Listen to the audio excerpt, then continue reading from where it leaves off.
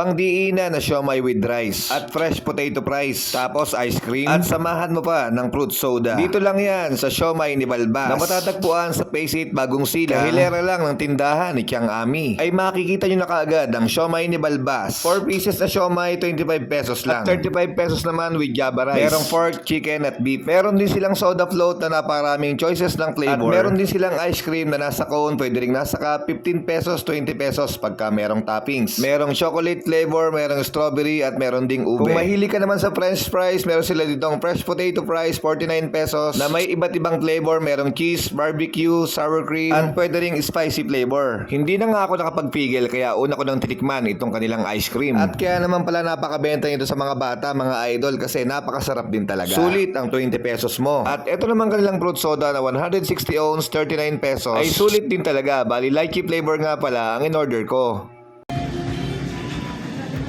Kompleto. Lychee flavor. Dito naman tayo sa kanilang fresh potato fries na talagang mainit-init at bagong luto. 49 pesos nga lang to pero napakarami. At gaya nga ng sinabi ko, fresh potato ang ginagamit nila dito. Bali nag-order pala ako ng barbecue flavor. At ang maganda rito, hindi nila tinitipid sa ingredients. Tignan nyo kung gaano kadami ang nilagay ni ate. At ayan na nga, sinasali na sa lagayan. Ako po, itsura pa lang, nakakatakam na talaga. Sasabayan mo pa ng ketchup mayo na sausawan.